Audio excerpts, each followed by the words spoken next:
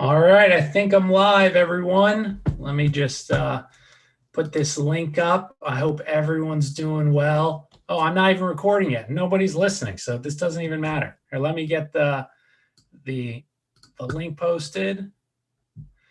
1 second, and then I'll start my show, even though no one's here yet. So I'm just talking to myself, but I guess it's being recorded, so maybe not. All right, come join me. Find out about silver.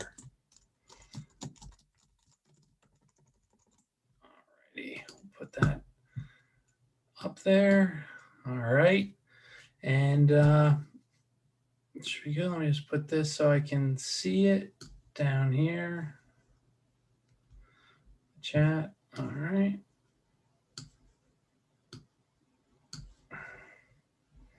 All right, I can see the chat there. Let me get my notes. All righty, let me hit record. All right, what's going on, everyone? Welcome to another episode of Conspiracy or Just a Coincidence.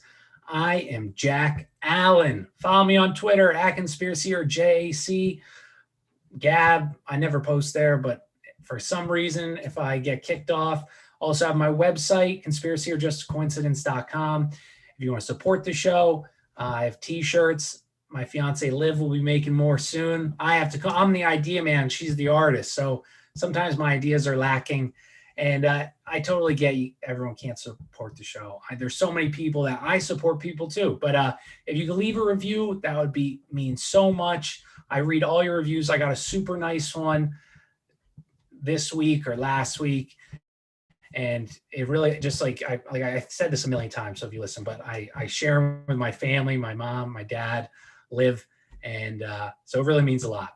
So today's episode, it is on silver. I use this as a prop. I wanted to see if, but yeah, silver. And first though, I try not to do too much like stuff that's not about the topic, because what is my opinion? It means nothing. Some of this stuff, big news we all know about Mr. Andrew Cuomo and Chris Cuomo dancing in a club. These people it kind of like ties in with what I'm talking about today. These people at the top, that upper elite that have this power, none of them care about us. I saw Lindell's cyber symposium or whatever. I didn't watch it, but to fight for these people, dude, they hate you. They hate you.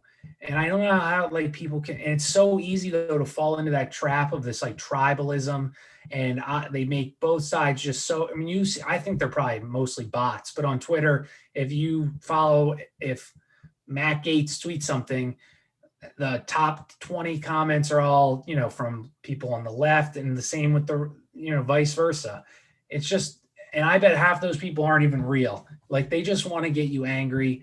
People are so confused with everything going on. So they just hold on to this team mentality, and it's just the wrong team. Like these people are just liars, scumbags. And you guys know that. You know they're liars and scumbags. I just saw like another guy, Jimmy Fallon. He's in trouble for hanging out with a minor in 2001. Granted, it was 20 years ago, but these people, they're disgusting. They think they are untouchable.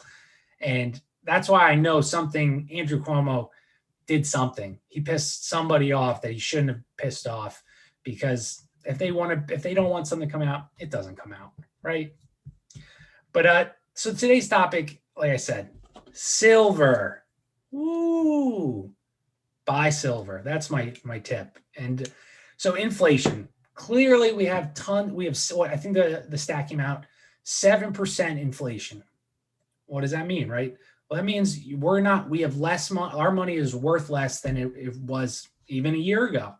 And I just saw someone is going to up prices. Like, I don't know if it's, Shake Shack, not that you should be eating that crap anyway, but they're upping their prices like 5% to manage inflation. And it's only going to get worse. This has happened time and time again. Weimar, Germany. Granted, people don't have piles of cash anymore, but you could take a wheelbarrow full of cash because it's paper, or whatever it was, cotton, whatever it is, it's worthless. It's backed by a government. Our government is $30 trillion in debt. We will never pay that back. I think that's something like $88,000 per person in the United States per legal immigrant or legal citizen. So what percentage do you think survive solely on the government? So it's not 80 grand per person. It's probably like 120 grand per person, per people that actually pay any taxes. It's insane. And at some point, it's going to crumble. And I can't wait for that day to happen, because hopefully that'll end the Fed. I'm sure they have this plan. That's why they don't care at all. But we've been on this journey since, I forget who the last time we had a not a deficit, but Reagan started it with Star Wars drastically, Bush, it just continues. And now no one wants to be that guy that says, maybe we should look at, our balance sheet, right? No one does that. No one does that. But after this happens, after the inflation, starts hitting, it's like a cycle, dude. It can happen in a day. And it happened in a day in these long time ago. My one episode, I talked about France, and it was during the time of the Templars, Prince Philip, I believe. I hope I'm right on that. King Philip or Prince Philip. They found so the Knights Templar, he owed them tons of money. He had no money. The country was broke. What does he do? So when you pay taxes, he remakes the coins, but he makes them less weight than they were originally. In one day in an ancient, in the 1300s, things were worth a third of what they were worth the day previous. And yet in that time, they actually used real silver in their coins. So it was actual currency. And now it is, our currency has no value. It is propped up by our army, our military, and our dollar is quickly or slowly being replaced by the Chinese yen or whatever they have. I think it's the yen. And so I'm not going to pretend I'm an expert on anything stock related. Crypto, stocks, I am not an expert at all, but I own crypto. I own crypto and I own metals. And I know a lot of people in like the truther world, maybe it's like split, but probably about like 80% live and die by crypto. They tell you crypto is the future. It's untrackable. It's untraceable. It's anonymous, all these things. And maybe I'm sure I'll get like bullied if I say that's not true, but what is organic in our community, in our world? Like what have we created ourselves that has been manipulated by pushed out narratives and the Tavistock Institute? Our culture has been corrupted. Every idea that we think, the hippie movement, if you didn't watch that episode, go watch that. Every counterculture movement is not truly counterculture. It was planned, at least in the last 80 years, 90 years. So, I hedge my bets. This is the one like analogy that I'm going to have for the show is crypto is if you want to get rich or you want to put in, 10 grand and you make 90 grand. That's great. I don't think the metals are going to do that for you. It's possible with the way things are going, but I think it is a way to hold your value or hedge your bet and have some security. All right, let me just check if anybody's watching yet, or is it just me? I don't know. My chat, I have it so small so I can see my notes. But anyway, if you're watching live, thanks. And I can see the comments. So I'll just say in the comments, hi, everyone. Let me know if you stop in. All right. It might be just Liv watching me tonight, which is okay too. So history of silver, great history, but biblical, which makes it even more of something that I believe in, because the Bible, dude, if you knew nothing, you just woke up like an alien on planet Earth and you found the Bible, it would give you so many great advice, like to rotate your crops, to not plant only one thing. And I might be getting some of these wrong, but don't stick things in your butt. All these great tips of life of how to live, and they use silver then. And I just think that the Bible is worth a lot, but if you just took it as a historical book, it's been damn pretty accurate on a lot of things. So there's this thing called the Coinage Act of 1792. And first, I also want to say, everyone calls paper bills money, but the word money is not written on it at all. It's not money, it's currency. So like even a couple thousand years ago, Romans, gladiators fighting, just like we have our bread and circus games today, you would take your family there to watch this gruesome sporting event. People were tougher back then, obviously. But yeah, so you take your family there to go watch this guy slice another dude open. The centurion would be standing there with his cool hat and probably a big spear, like the badasses they were. You'd give him your coin. He'd take your silver coin and he'd do a shaving on it. And this is one of the reasons why there's ridges on a coin, and that just kind of continued to our time. That's why they put ridges on the quarter, and so that's why. So you wouldn't be able to like clip the money, which the Romans ended up doing anyway. But they would put that shaving into a bucket, and then the guard, obviously they were huge stadiums, would take all the shavings, hand back your coin, you go watch the gladiators, and then they take those shavings with copper, cheaper metals to make currency. And this is how they were going to pay for war and stuff. And this was towards the end of the Roman Empire. But so they were using the silver because they needed to pay for war and pay for all this fighting and all this stuff. So then now they're printing more things that aren't worth as much, and you mint more currency, and this is how inflation happens. So a lot similar to the Fed. It's not higher prices of things, it's the expansion of currency. So this is just like what we have with the Fed, right? Many people don't even know we're on our third currency in the United States, our third one, our third currency. First, it was the continental dollar, then the greenback, and now basically, I don't know if you want to, it's the petrodollar, what it really is. It's based on oil. And this is following the Bretton Woods meeting, which I'll briefly go into, but I'm sure there's a book on Bretton Woods that's probably awesome and super informative, but I do like a quick thing later on in the show. Worldwide, we have had, I don't know why you want to guess. There's no one here, but 725 currencies, 725 since like recorded history. And how many of them still exist? Each one of them has gone back to zero. And everyone thinks that like they made it when they made the stock exchange. Name a 2,000-year-old company, a 500-year-old company.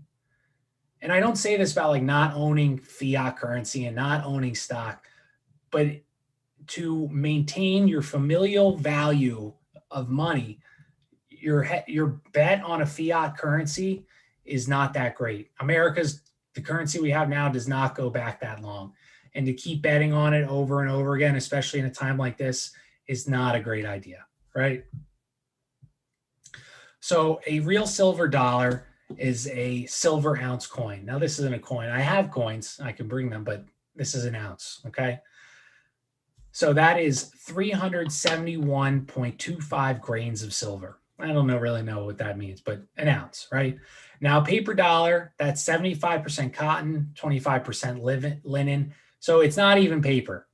Paper comes from trees. The word dollar doesn't even belong on paper currency because a dollar, like I just said, is 371 grains of 0.25 grains of silver. So back in the day, 1 silver ounce could be exchanged for 1 paper dollar.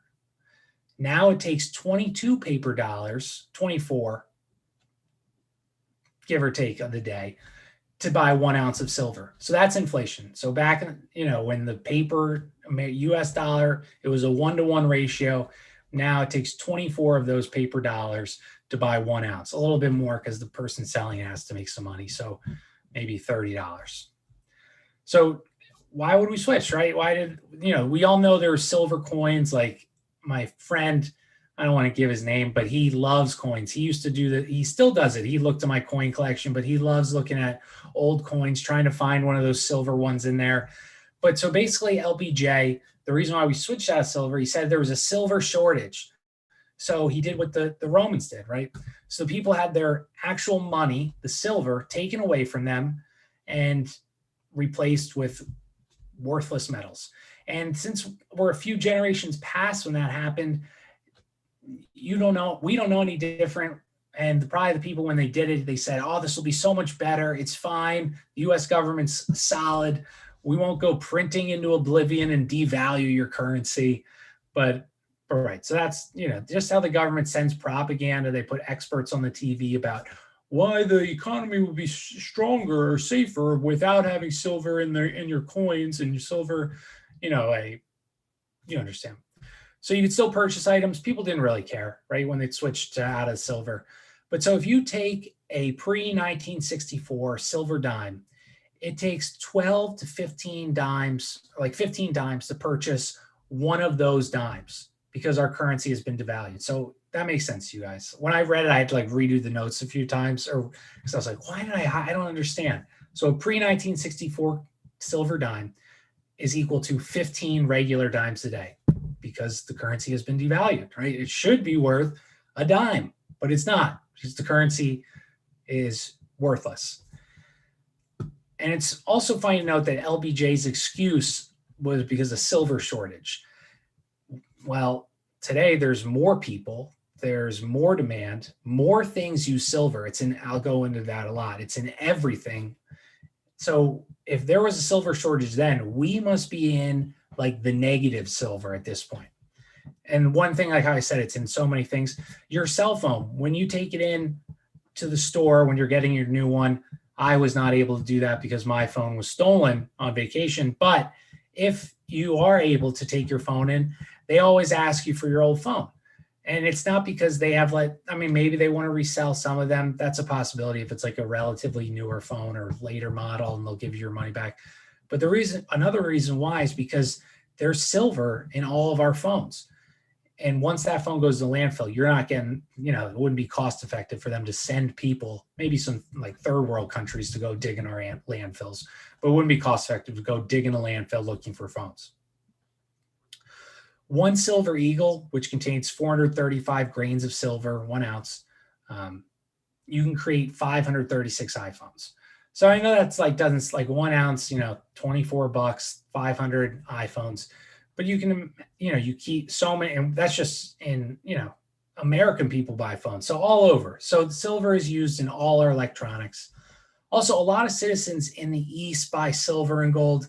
And I asked that one guy that was on my show, Manju, the Chinese, who's the Chinese simp who loves China, even though he's kicked out of it or whatever. And I asked him, I said, do people in the East buy precious metals?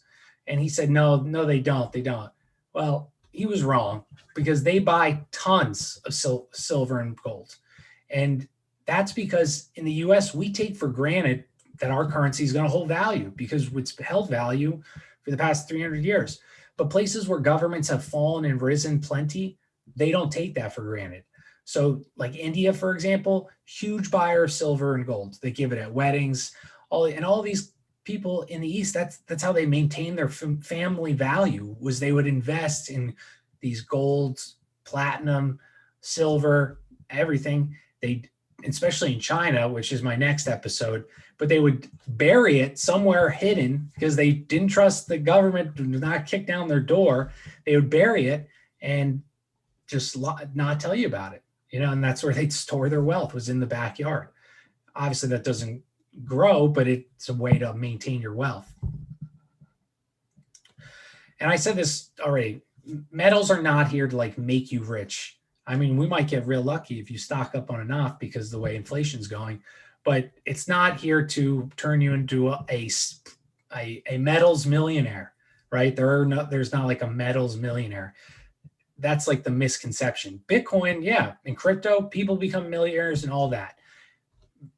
Store of wealth, it's so new. I guess we don't know. And I know some people are very avid cryptos. And like I said, I have hedged my bets. I don't really see the value in crypto.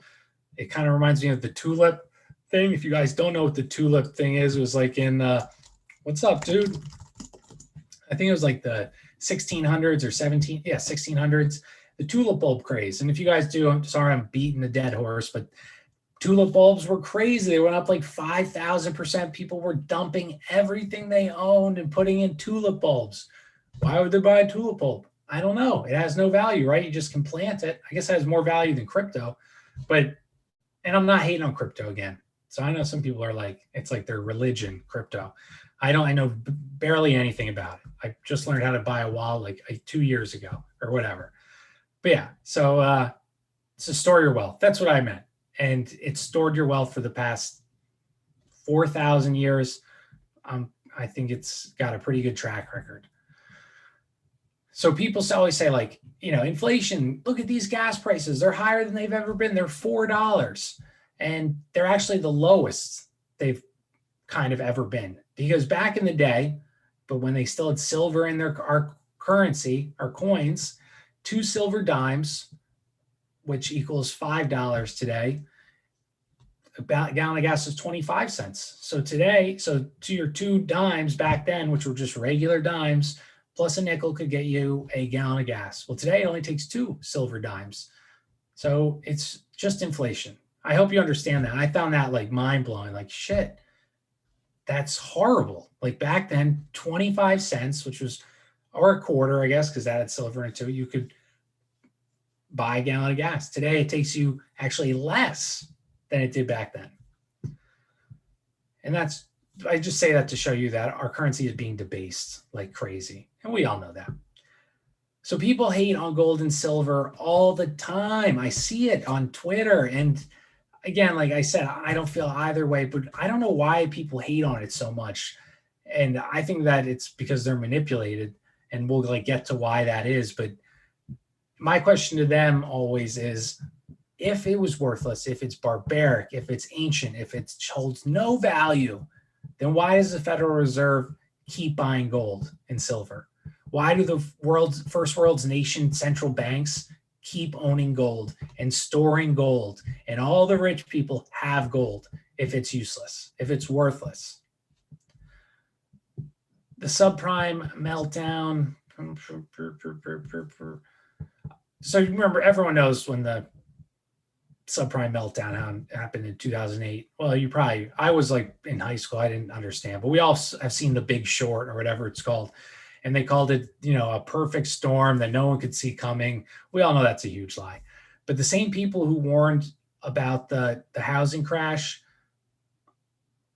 they also talked about gold and silver. This was like the only thing that even made them money during that time. So they're the same people that crap on or that set up our prime mortgage, the horrible housing crisis, also talk poorly about the metals market I just say that to show they have zero. You can't believe them at all. But so during that time, you would expect silver and gold to rise huge, right? Because after that, the banks were failing. People were losing everything, their retirements, everything. So you're thinking, okay, silver, gold, it is going to skyrocket. And April of 2011, silver hit $49. Gold rose to 1,900 ounce, which I think it's right around there right now. Silver's at like 24, and both prices were smashed. They shot up, obviously, because people are like, our economy's done. Our economy's done. Metals, everything crashed. Now, did they crash at, beginning of the market, or maybe did somebody, because to make the market move, you need to take an action, right? Like someone with a big position had to dump it, had to crash it, right? Well, it crashed in the middle of the night on Labor Day weekend, a few hours after the Swiss announced they were going to put their franc to the euro. So basically, these banks, what that means is all these central banks work together, which we all know. But the Swiss, they didn't want their currency to appreciate like against the euro and to have the dollar as the most powerful currency. So they put their dollar on the euro, and this like made, gold not keep, it stopped the gold price, because now people are like having, causing more confidence in a central bank backed currency. So again, when you would think gold and silver would be huge on the rise when the dollar's on the ropes, and it gets devalued. Within a few hours, gold goes down almost $50 in the middle of the night. And again, I'm not a stock guy, but you would not think that the middle of the night is the time things change crazy. Who's trading in the middle of the night? No one, right? No one's trading in the middle of the night except the big boys.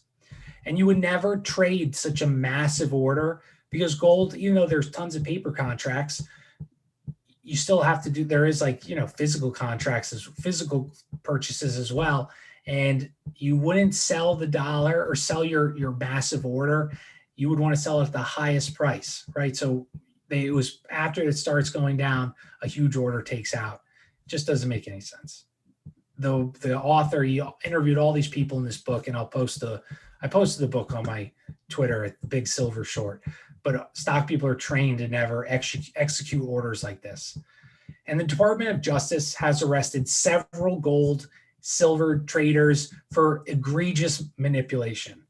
And they manipulate it with this paper manipulation, like futures and stuff like that. And again, I am the worst stock guy. Like, I have stocks and I watch and I listen to stocks, but if I'm saying something wrong, don't ask me like these type of questions. But futures, they're like, you're betting on it to go up, and options, all these things like that. Options, betting on it to go up or down. But that's how they manipulate these silver and gold markets, with these paper contracts. And they do this because even right now, we have the dollar has lost 99% of its value in terms of gold. And the Fed has gained 99% of that value. But I think there's a nice graph.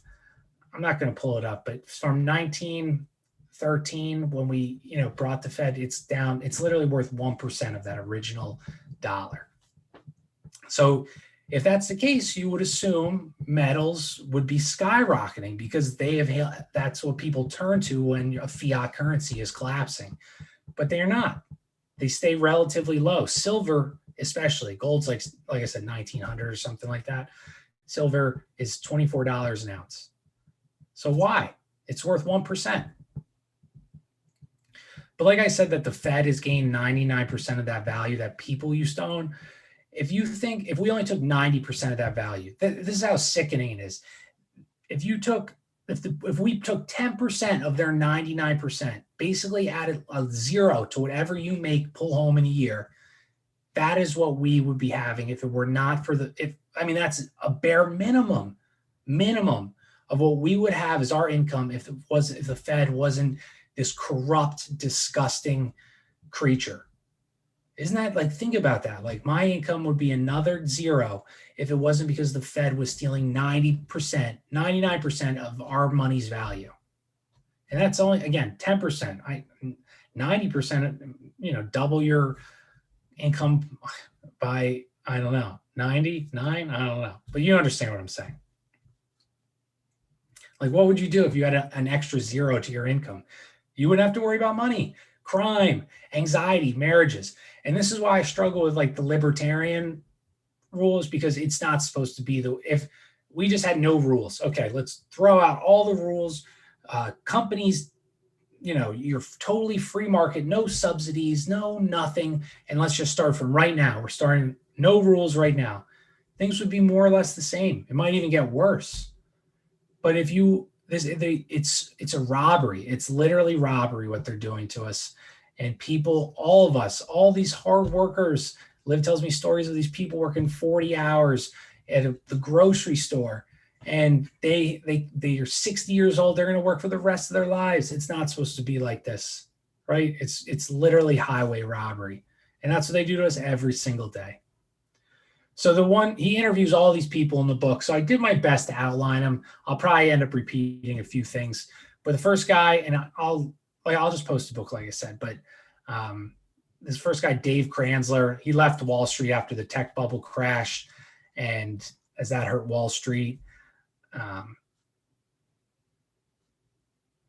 So all these academics at journals, experts, they all say the dollar is solid, as they do. And then gold and silver are barbarous relics. And that's why I think a lot of people like in our community feel the same way, because whether they consciously know it or not, they hear these experts, or they've heard these experts in the past talk about how gold and silver are ancient, and they kind of like, that comes out on your way of thinking. It's just natural or normal. So Warren Buffett in the 2000s, his quote was like, gold, it just sits there. It's useless. So the public shake their head and say, yeah, gold is bad. Gold is bad, which is interesting because in the 90s, Warren was the single largest holder of silver. physical and future silvers. He got so large that COMEX, which is like the regulatory agency, got worried, and they said, "Mr. Buffett, you promise? Are you going to take delivery on those futures? Because we don't know if we can fill them." And we'll get more into that in a second. But so basically, he's signing a paper contract, like saying, if it's, at this date, if I will either like renew the contracts or I want delivery of the physical silver. They put political pressure on him to get rid of his position, basically strong armed out of his position. And we'll talk more about that as well. So the Hunt brothers. Now, my dad told me about the Hunt brothers when I was telling him that I was interested in silver a long time ago. And my dad, I've mentioned it before, he was going to be a minister, one of the most honest, admirable person I've ever known. He's like a conservative Christian, relatively, not like me or anything like that. But his recollection of the Hunt brothers was that they were trying to game the system. And he didn't view them very favorably, probably because the paper, the MSM, mainstream media pushed out this certain narrative about them. And back then people trusted the news sources. And so he kind of thought they were a little corrupt. And I did too, until I read more about the Hunt brothers. But so they're the late 70s. These two brothers, they figured out that the supply of silver was way less than the amount of silver futures representing the supply.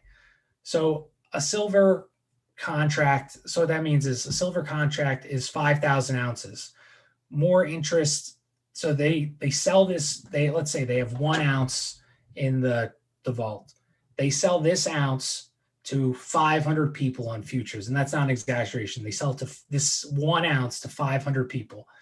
Now, if 10 of those, all of them said, "I want to collect on my silver," well, they can't give it because they don't have that in the vault. So they would have to pay you for it. But so you see, they're manipulating the supply by selling these futures. They don't have that amount of silver. So the Hunt brothers, they start buying silver and asking for delivery, which is difficult now because you're messing with the vault supply, and you're screwing up the price because now they can't sell that out to 500 people. And they weren't necessarily trying to corner the market. They're not trying to buy Scrooge McDuck that, jump in that pile of coins and money.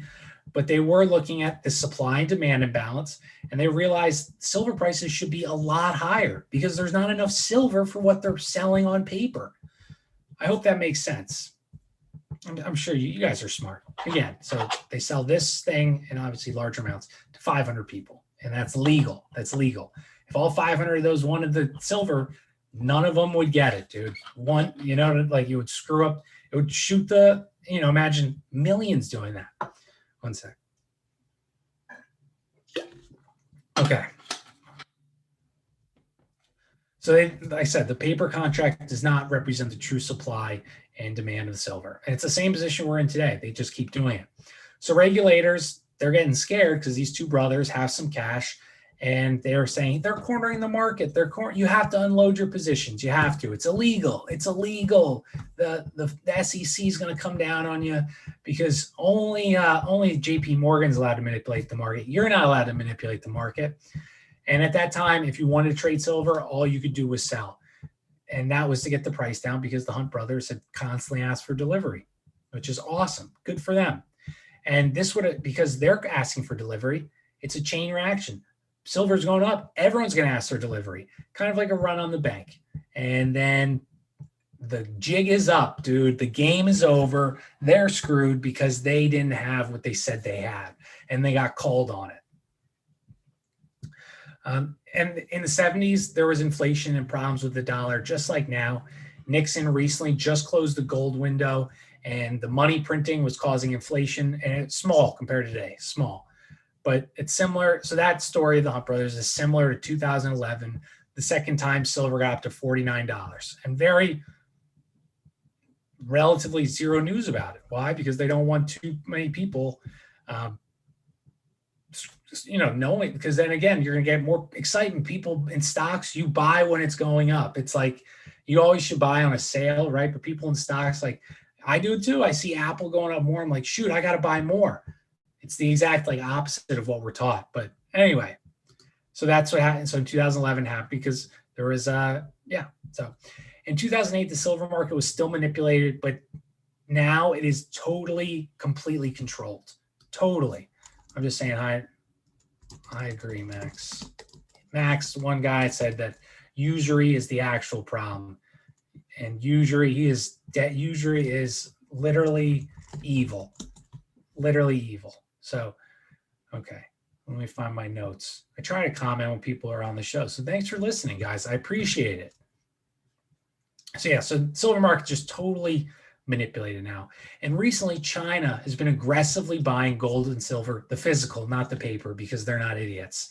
And the silver market is a fraction of the gold market. The gold market, I'll say the quote later, but the gold is for rich people to hold value, and silver is of the people. Jeez, I keep losing my spot, everybody. Silver, okay. And the silver market is much more secretive than the gold market. And they're always like, oh, we're going to make it more transparent. And every single change they do makes it less transparent. You know, the government does that.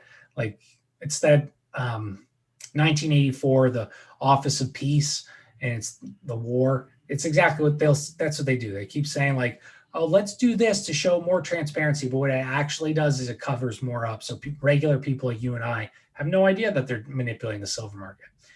And JP Morgan, they got caught. This is like a huge part of this book. So there's this company, Bear Stearns, and I assume it didn't get the gift from the government in 2008, and JP Morgan bought the company because they did get the gift of our tax dollars because the banks were too big to fail. They should have failed. Well, Bear Stearns, one of their only profitable things they had was a huge, huge, huge short position on silver. And JP Morgan inherits that short. And it's like a big guy. I don't think we ever really know, but it's huge. And they bought Bear Stearns for pennies on the dollar, dude. It's almost like they planned the housing collapse so it could solidify even more banks. Instead of having, 15 big banks, now you have 5. It's almost like they planned it, dude. So JP Morgan, before it becomes this huge gorilla, Bear Stearns was the gorilla, short squeezing the silver market. And in 2001, they let the market run. They pulled the rug and then pulled the rug and got everybody that was in. Now they lost a bunch of money. But so even before this, 2021, this company, Bear Stearns, was able to manipulate the silver market by holding these super low paper bets, and that keeps the price artificially low. And it's kind of like that whole AMC and GameStop trade. They were shooting up because people had these shorts on it that they were just pounding that stock. These people bought enough stock that raised the shorts. They couldn't cover their position, and then it just went on a run because now everybody's buying it because it's going up. And that's why they had to halt trading. And everyone, that was huge for a while. I never got in on that. I don't like trust anything. Nothing is organic. There was something behind that. And I don't know what yet. See, hindsight's 2020, but if you made money, good for you, dude. Stuck it to the man. But yeah, so it's exactly what they do with silver. They just have such a powerful position that it keeps artificially low.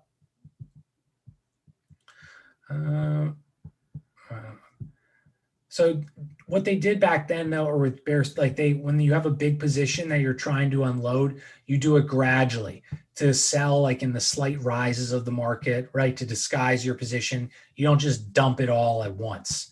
And you would only want to do that this way if you wanted to knock down the price like crazy. So even though JP Morgan had all these short positions, when it hit $49 in 2011, they ultimately made a fortune.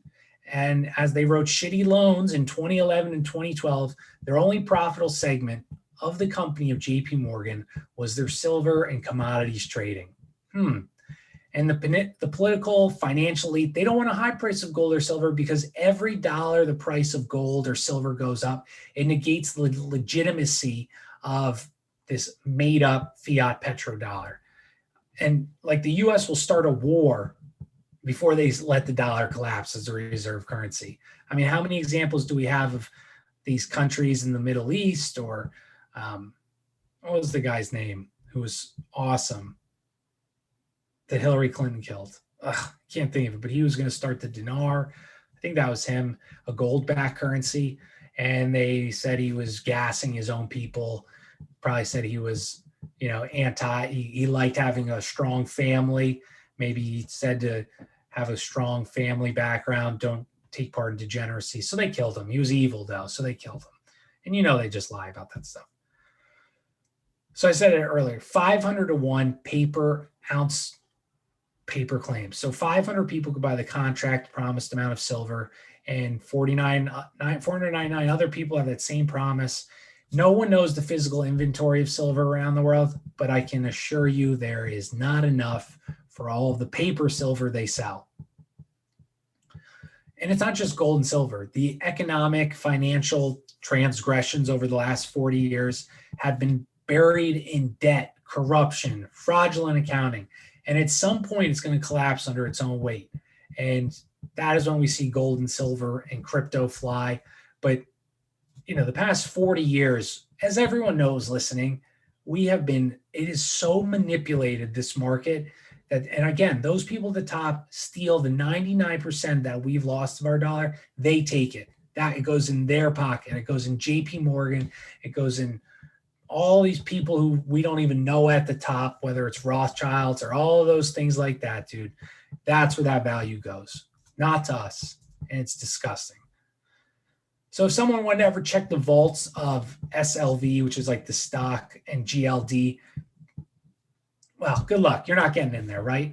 Even auditors, they're, by the SEC, they're supposed to keep us safe by making sure that they have the correct amount of gold and silver in there. Well, before they do that, they have to give like months, 3 months, 4 months notice before they can do it. And who owns both those vaults? No, it wouldn't be JP Morgan.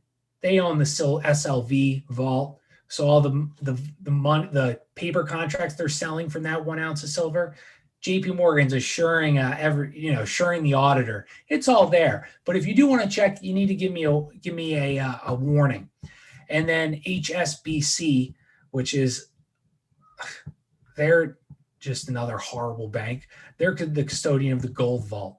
HSBC, I don't know if I get into this. I'll just say it now. But HSBC, it was a British bank. So Britain's bleeding silver during the Opium Wars because everybody wants Chinese goods. So they're giving all their silver to China.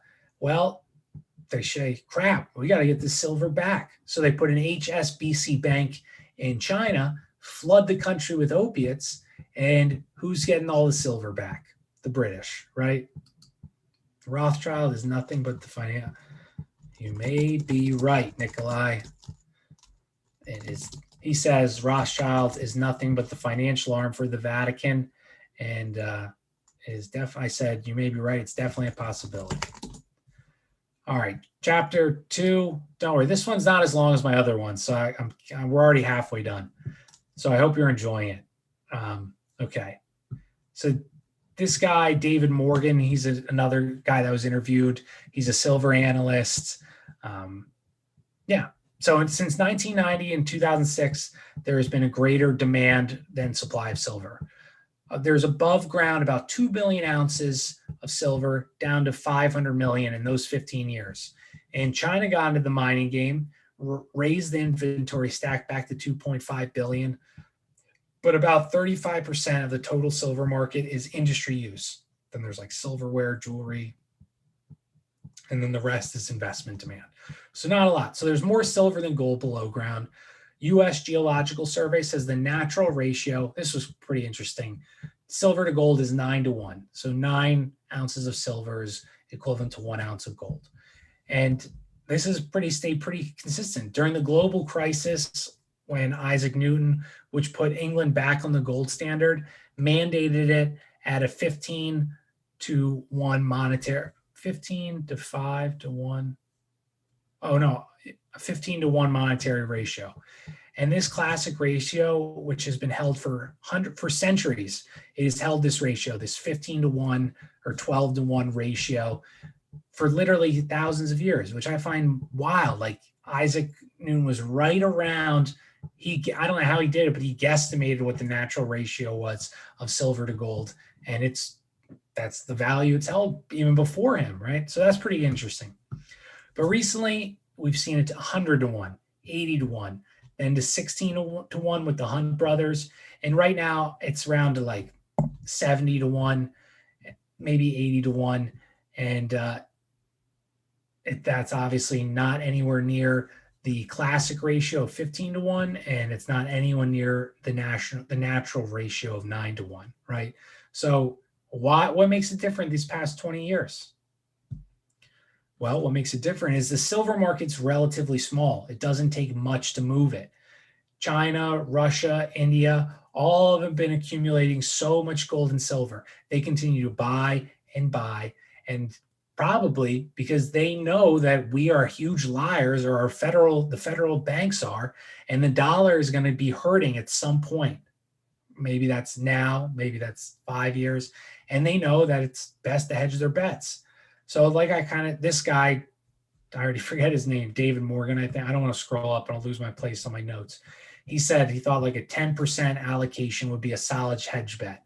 And again, I know the truth of the world loves Bitcoin and crypto, maybe not Bitcoin, and I have crypto as well, but I do worry that tried and true is always a good bet, right? It's not like a fight. I think you should get them both if you can. But, I put in my note, tell a story of tulip bulbs. I already told that tulip bulb story. My notes I didn't think I'd tell it that early. All electronics need silver. Everything you have that's electronic, silver, dishwasher, all that stuff. One thing that silver is nothing in comparison to like the inflationary environment. So back in the 70s, you could buy an ounce gold for $42. Isn't that crazy? $42 in the 70s. That's how much value our dollar's us. It's $1,800 now.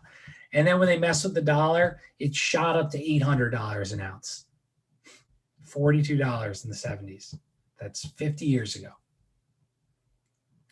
We have lots of room for growth in the precious metals market, especially the silver market. And the phony paper market, it's not just in silver that they keep artificially low. They do it with all commodities, soybeans, gold, wheat. And COMEX, this like regulatory kind of group, they set up the rules to maintain a phony paper system. So you can only take 1,500 contracts of delivery a month and 7.5 million ounces of silver in a month. Why? Because they don't want you to remove too much physical silver. That would set off a whole chain reaction. But I bet you I know somebody who does do it. My friend, Mr. JP Morgan, the honest tycoon that built America. It's kind of like that. Yeah, but anyway. So $24 today, I think I kind of said this with the gas. It's actually cheaper than the $5 ounce back in the day due to inflation.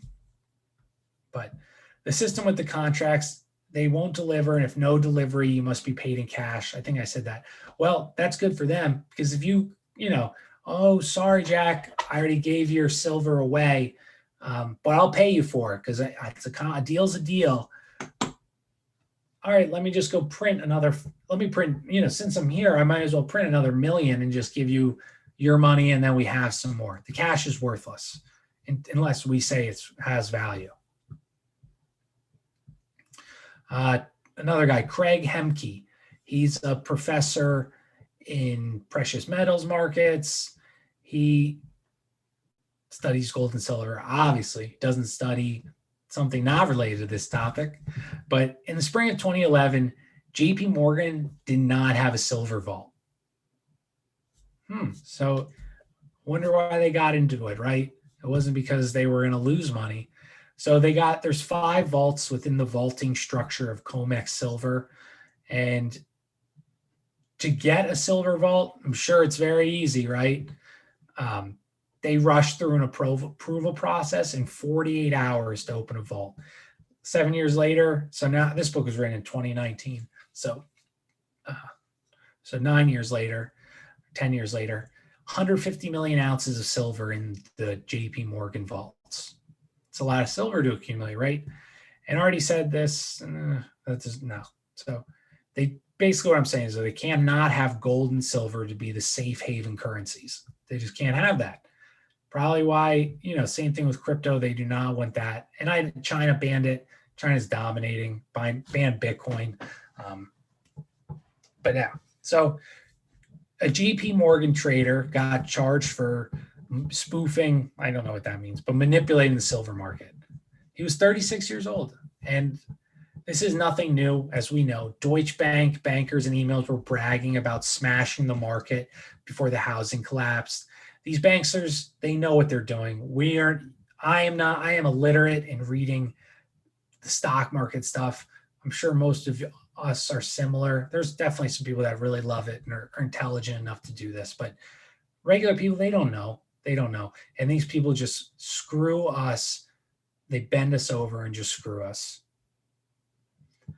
And it's all a big scam. I'd say, because no one actually takes delivery. So they're just playing with paper contracts, manipulating the market. Every other month, HSBC, they'll take delivery on contracts that JP Morgan issues. The next month, JP Morgan takes delivery on the contracts of the gold that HBSC has. They're moving there. It's an illusion of this physical delivery behind the derivative trading. They're literally just doing like, I'll do this for you so you can flip back and forth. I mentioned Bretton Woods earlier in 1944. It was the meeting of the countries after World War II on what to do, because they lost about a third of the gold reserves to countries that were collecting dollars to cash them in for gold. So, like bonds, all that kind of stuff. There's all these congressional hearings about it. And the response in 1961 was finally to make something called the London Gold Pool, where the U.S. and 7 other nations pitched in, got a bunch of gold to feed into the market when the price was getting too high, because they want you to use that damn dollar, dude, and you can't have people hoarding the gold. They would pull it back out after they got killed, and demand, just playing with the market. So these 7 countries, the central banks, that it wasn't, wasn't our felt, it's not Nancy Pelosi doing it, right? Even though she's a witch, but it's the banksters that are gambling and messing with us. Kind of like the diamond industry, like how De Beers slowly releases. There is no diamond shortage. They create a false supply, a false low supply. And that only worked until the physical gold was gone. Once they put it all back in, then they had to create futures. And in 1975, they started trading gold and silver based on a fractional reserve, just like the banks do with their effing dollar. And that's when the future started. So like I said, they don't really, in the banks, they made this rule after the run on the banks. They don't have your 10,000. You have 10,000 in the bank. They don't have it. They might have 1,000, and then they might have that 1,000 and loan it out to 9 other people. So they create new money from your money. It's fractional reserve banking, and people can explain that better than I can, but that's what they do with gold and silver. It can be just sickening, isn't it? Just sickening, dude. Crazy. That's why I don't care about the infrastructure. Print until you can swim in it like Scrooge McDuck, dude, because I am waiting. And, maybe that would be scary for a little while, it collapse, but people are resilient. And after the initial craziness dies down, we would build back something that was not a robbery. And like, I don't know, was it Max? He talked about how usury is the problem. Usury is the problem. So, for example, 380,000 contracts that they sell, that's 38 million ounces. And then the next month on, contracts to, so like, for example, there were, say there's 380,000 contracts. That's 38 million ounces. Then the next month, those contracts go up to 511,000 contracts. Well, they didn't find 13 million ounces to do that. They just printed more contracts because they're banking, and they probably not allow you to take delivery on it. So they're literally just playing, like, you see what I'm saying. You understand what I'm saying. Anytime silver or gold gains momentum, they just print more contracts to lower the price, to kill the momentum. Because like I said, in the stock market, you buy when it's hot, right? You don't buy when it's tanking. Gold has been fraudulent for the last 40 years. So we have no clue what the correct natural, like free market price should be at all. So again, another guy, Bill Murphy. I'll put the book up. You should read it. Your reading will do better than my job outlining it. But yeah. So I said earlier, China has been aware of manipulation in the U.S. because they're smart too. And since 2009, Russia since 2004, and they've been slowly moving away from the dollar, which is tough because China owns all our debt pretty much. So it's this delicate dance where they don't want to crash the dollar because we're paying them, but they also want to become more powerful. It's like this give or take. And that's what this book says, but I'm more conspiratorial minded. I think they're all in it together. I think maybe China's like the next one that they want to build up, but they need us at conflict with each other. They've been doing this possibly since at least the Revolutionary War. You need an enemy. You need an enemy so you can justify spending trillions of dollars on a military or on weapons or on murder, population control, et cetera, et cetera. So back in the 1990s, Warren Buffett and a few other big wigs, and wigs made me think of this. Warren Buffett, he is in the Nebraska spelled backwards. Askerbron Knights. It's this club of Nebraska. They like to cross-dress and have parties, dressed as women, partying, doing what I would imagine men dressed in dresses would do. Probably some things that are not too good, right? But yeah, okay. They wanted to corner the silver market in the 90s. So Warren took out a bunch of futures. It was $4.50 an ounce then. And they were going to take delivery to force up the price up because he's a smart guy and realizes that's what he'll make a boatload of money if he does this. And then he gets a call from the federal government and says, you get out of this market or I'm going to audit you in every move that you ever make. And now I'm obviously guessing what they said, but it was probably something like that. Like, Warren, I will make your life hell, worse than you wearing a dress. And so he got 130 million ounces of silver. And then his company got his one company he owned, this Insurance General Re, an insurance company that had all this fraud. So they basically said, like, you do this or we're going to screw your life up. And they rig gold because you can't have like a huge dichotomy between the two metals. What's up, Jeremy? You guys should, Jeremy Crow, he's been on my show before. He's very knowledgeable, even though we probably don't see perfectly eye to eye. Jeremy's very well read. You should check out his stuff. Super smart guy. Probably has read a few more books than me, but I'll try to catch up, Jeremy. 130. So you rig gold. Yep. Paul Volcker, he was the chairman of the Fed at the one time. He said in his own book, Keeping At It is what the name is. He mentions how they have to suppress the price of gold. When gold is up, it's bad. When it's down, it's good. So the Fed, we have to do it. We have to suppress the price. The CFTC, Commodities Futures Trading Commission, it's a government organization who had good people on the board relatively, and they were made aware of these emails that JP Morgan execs were laughing about how they're manipulating the metals market. And they shut down the guy who had evidence at the trial, banned him from speaking. Then one spoke, like there was one good guy on this committee, and he basically said, there's nothing I can do. There's 5 of us on this board, and anything needs 3 votes to pass. So you clearly now see the government can easily manipulate any watchdog group, any overseeing body. They just pay fines. JP Morgan paid $35 billion in fines for rigging markets. For the guy that worked for them, the 36-year-old John Edmonds, they paid $936 million. Do you think that's no skin off their back? They work hand in hand with the Fed. They'll just get them to print more money and pay for it. We have no idea how much they print. None. We go off what they say. So they just pay the fines if they get caught. Maybe someone gets put in jail. Maybe. Bank of Nova Scotia got caught after JP Morgan laughing about it. And then I just said John Edmonds, he pleaded guilty manipulating the silver market. And he was the guy they just threw under the bus. He's not a rogue dog or rogue warrior doing. Oh, JP Morgan says, don't do that. Oh, he shouldn't have. Bad. That wasn't right. We didn't tell you to do that. No, it's coming from the top down. And I try to find his sentencing. This happened in 2017. He still hasn't even been sentenced. The last article I could find was February 19th, 2020, and they were still not sentencing him yet. And in the article, they said, oh, he's probably ratting people out. No, he's not. He's not ratting people out, because the Fed and JP Morgan are the same entity controlled by the same type of people.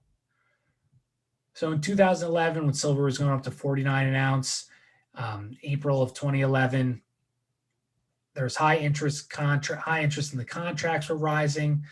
There was 100, so it's $49 an ounce. 135,000 contracts went out. And then 2 years ago from now, there was 220,000 contracts go out, but the price is lower. So whenever do you know a higher demand, still low supply, but yet the price is lower? Very rare, very rare. Jeremy says physical possession. If you listen to earlier, when you have time, the paper contracts are a total lie. 500 ounces per 1 ounce of silver of physical. All right, Jeremy. Now I got to get back, or I keep losing my notes. The bullion banks, they're running out of physical metals, and they're struggling to keep the price down, so they just use paper on it.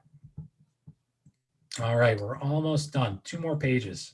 Hopefully you guys are enjoying it. I'm very passionate about this topic because I hate liars. I hate fraud. I hate when I know people could be doing better, that work their whole lives and they just get by. That's not how it should be. When there is, I don't want to help people that don't work. I literally don't care about them. If you're lazy, sucks to suck, dude. But all these people that we all know, somebody that works a shitty job and they work 40 hours a week, and they can't even get by. And it's all these guys. So I kind of briefly touched on this. The gold manipulation, Bixware is this guy's chapter. The manipulation is 100% condoned by the U.S. regulators. And it's been manipulated, like I said, since the 1850s, kind of with the Opium Wars.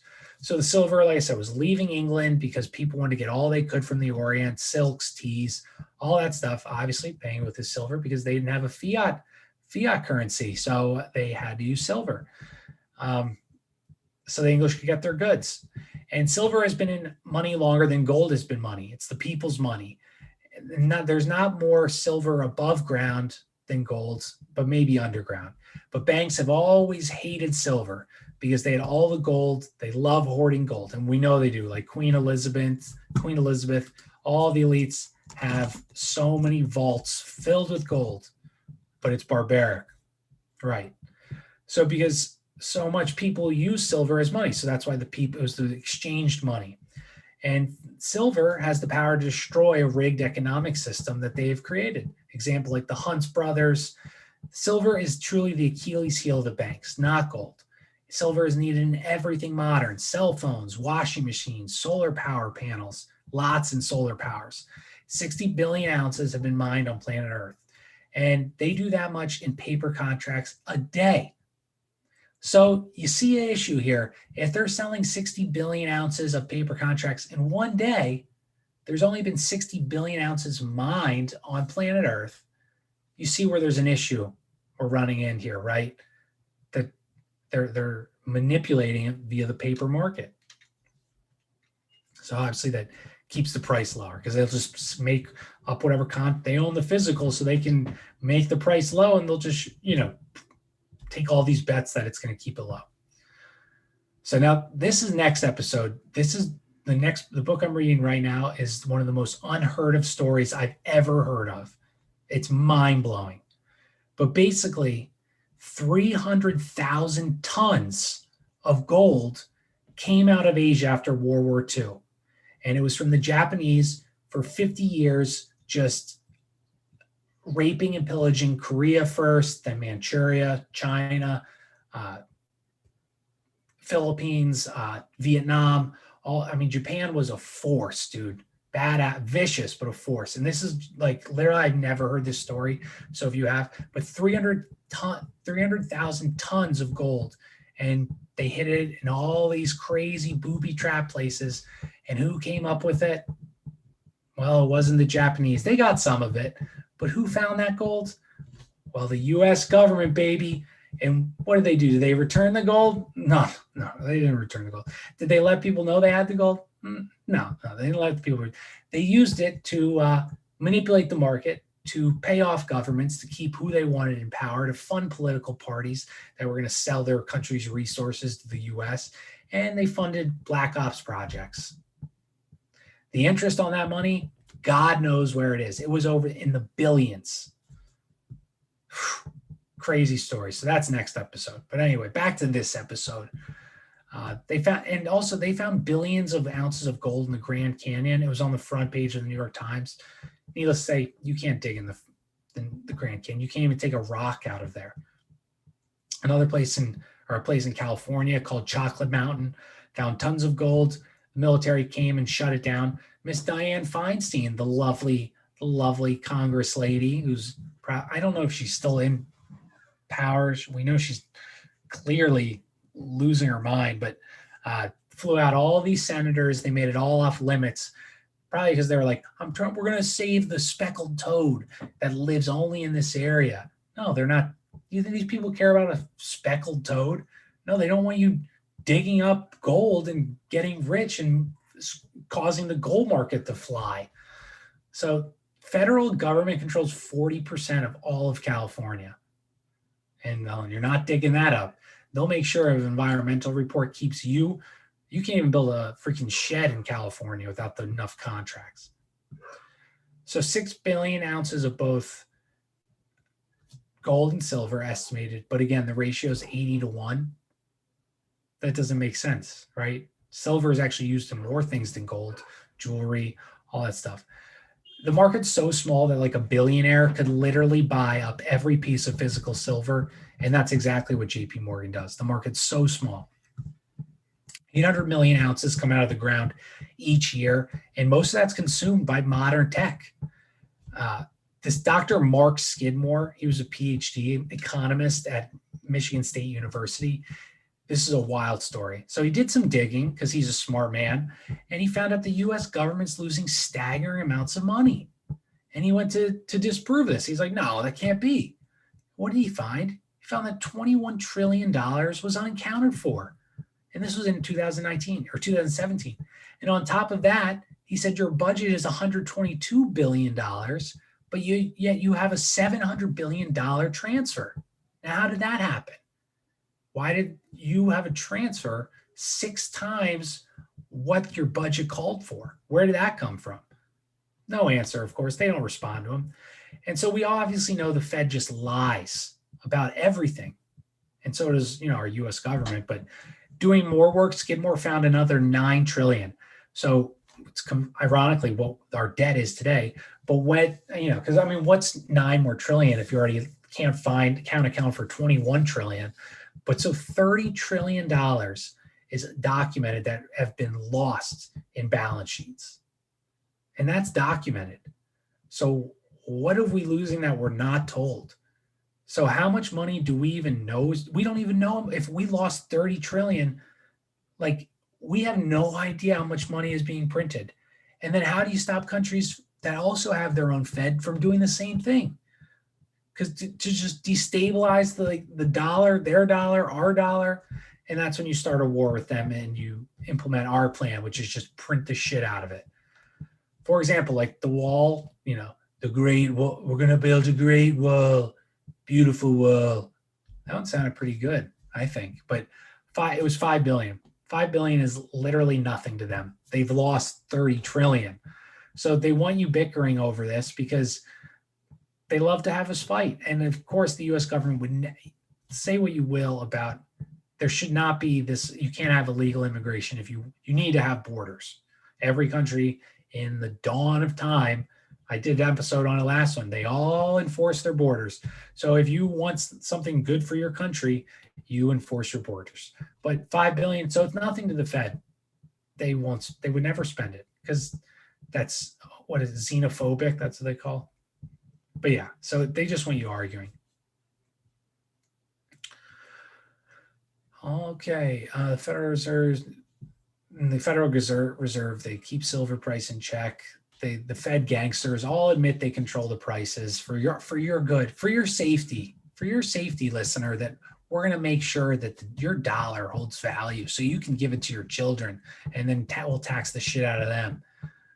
Volcker, he was one of the Fed chair or whatever. He was Greenspan's mentor. And Greenspan was one of the Federal Reserve people. He was a computer expert in the 60s. He brought the computers to the trading world. So now why would the stock market need to have a computer expert? Well, when you're printing the shit out of money and you're doing all this math, trading fraudulently, eventually the numbers get so big and so complicated and so many things, you can't keep track of it all. And you need all these people to keep track of all the fraud that's going on. Well, you need computers to help you rig the system. And that's why there was no unbacked fiat system prior to the stock market, synthesizing with the computer. But once computers created, you can compute what is needed to balance, to maintain. And Reagan said so that's why they brought Greenspan in. And Reagan said back in the 80s when the market almost crashed that we are not going back to the gold standard now, but unless we get the budgets under control, I think we'll have to. But Reagan started the Star Wars program where they're spending billions, now trillions. And again, that's just what they tell us about. He's getting money from Iran-Contra, getting money on the interest of this gold they found in Japan or in the Philippines that we're going to talk about, and a lot of other places too. And I talked about Warren Buffett being strong-armed. And when the Fed took that 130 million silver ounces from Warren, they turned that into the stock entity SLV. And JP Morgan did what any crook would do. They got its hands on much silver as possible, controlled SLV's vault, and continued to rig the price to increase their physical amount at a lower rate. They run it up, crash it, just like kind of what they did with cryptos earlier, and then they get more. I said JP Morgan has accumulated over 800 million ounces. The Hunts had 100 million ounces, and they got popped for cornering the market. So why is JP Morgan allowed to have 800 million if the Hunts got in trouble for having 100 million? So weird. I guess JP Morgan just did it ethically and morally. When they took over from Bear Stearns, they got $25 billion in a backstop. I don't know what that means, in backstop from the U.S. government. Silver, WikiLeaks even had stuff about silver. In 2009, the Chinese government knew the U.S. was suppressing the gold price. The U.S. says they have over 8K tons of gold. China takes 2K tons of gold out of the market each year. There's only 2,400 tons a year, and China has done this for the past 15 years. So if the U.S. owns 8 tons, China owes 30,000 tons. And if we're manipulating the market with 8 tons, you can see what they would do with 30. It's a ticking time bomb. We're at 30 trillion in debt. If another 2008 happens again, will people spend 700 billion to bail out the banks? We don't have that. One, we can't. They could print it, I guess, but with 30 trillion, we're going to agree to pay them $20 trillion to pay them back? People will revolt. Also, side note, there was silver and gold in the basements of the Twin Towers, which I found interesting. And they have pictures of a truck removing it.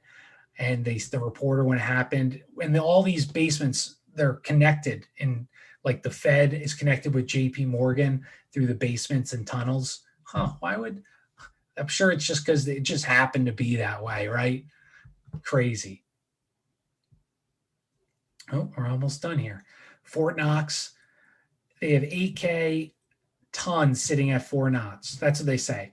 If there is actually there, it has been leased, loaned, rehypothecated 100 times, just like they do with my silver ounce. Fort Knox is not just letting 8K tons of gold sit there, if it's even there. Steve Mnuchin, Trump's boy, right? Trump, the savior, went to Fort Knox. And this was interesting. Steve Mnuchin's actually a student of neuro-linguistic programming, which means he studies the specific words people use by how they phrase things. So he's an expert of this, okay? And after his visit to Fort Knox, he said, the gold is safe. Not that the gold is there, not that the gold looks great or whatever, the gold is shiny. He said the gold is safe. Or he didn't even say the gold. He said gold is safe. So what does that mean? It's kind of like an odd phrasing, right? Maybe that's nitpicking. But he was the head computer market rigger guy for Goldman Sachs. And that's why he's put there by Trump, to make the stock market look amazing, because he knows how to rig markets. He was doing it for Goldman Sachs, and he did it for him too. Because if you see, I mean, stocks are up insane. I'm up like 60% of my investment, but that doesn't translate to the real world, right? And it's not easy to get silver. Just to mine it, Matt, you take 1 ton rock out of the ground. Then you get the rock to the surface through, cranes, all this stuff. You crush it, you grind it, you make it into a bunch of powder, and then you throw chemicals on it, and you get like a little bit of silver out of it, like 3 ounces out of that ton rock. And so a lot of work goes into it, right? I just thought that was interesting. I meant to say, Jeremy, damn, that's awesome. But I said interesting because I was saying interesting. All right. Jeremy says he got a neuro-linguistic programming certificate. See, you guys got to check out Jeremy. He's very intelligent, smart guy. 500 ounces of silver in the Tomahawk cruise missile. So that alone knows that silver is going to hold its value, because we love making Tomahawk cruise missiles, and we'll be in war soon before you know it. Maybe Afghanistan. Who knows? And the silver market, I said, was so small. Apple could buy every physical ounce of silver with 0.5% of its cash. And so this is my last thing, and then we're done. We stopped using silver currency because it got too expensive, according to JP Morgan, right? Well, it's actually too expensive to make pennies and nickels as well. A penny costs 3 cents to make. A nickel costs 7 cents to make. They produce 30 million pennies a day. They turn a profit on quarters and dimes, though, so we'll give them that. So, but 17 million pennies means they lose $770,000 a day on printing pennies. That's not nickels. On printing pennies, they lose $170,000 a day. We are printing money at an unsustainable rate. Like, obviously, some get returned to the Fed and Treasury, and maybe that cancels out. We'll say 1 million pennies get returned every day. But we're printing money at this if 17 million, and this is just pennies, 17 million pennies a day. There's not 17 million pennies going back to the Fed. So we're printing at a crazy value. So imagine dollars. Let's say we print $17 million bills. They're not getting $17 million bills back. Damn, dude, we're a house of cards. It's a time bomb. Yeah, so I already told you, John Edmonds, I can't even find his sentencing. If you can find it, but so that's the end of the show. So again, I'm not a financial guy. I'm not a financial advisor. I know nothing, but I own crypto. I own metals. I don't know what the idea is or what the answer is, but I do know that the fiat currency is on its way out. And I don't want to be like one of those scare people, but I think that even if whatever you can afford, whether it's 2% or 5%, to branch out of the fiat dollar, and don't expect to get rich off of this. This isn't to get you rich. This is to maintain some value that you have for in case something happens. And great thing about metals, you can pass them along to your children untaxed, right? And they're still going to hold value. Silver has been used in every electronic, I already said, it's in everything. Solar panels, everything. So they're still going to need silver for a long time. All right. So guys, thanks for listening. I hope you enjoyed it. Follow me on Twitter at Conspiracy or JAC. Thanks for listening, the guys that were in the chat. I really appreciated it. It's real nice of you. So I hope you guys learned something. Follow me on Twitter at Conspiracy or JAC, my website, conspiracyorjustacoincidence.com. And I think that's it, guys. Thanks so much for listening. Have a good day. Have a good weekend. Keep reading, keep learning, keep fighting the fight. And I'm out.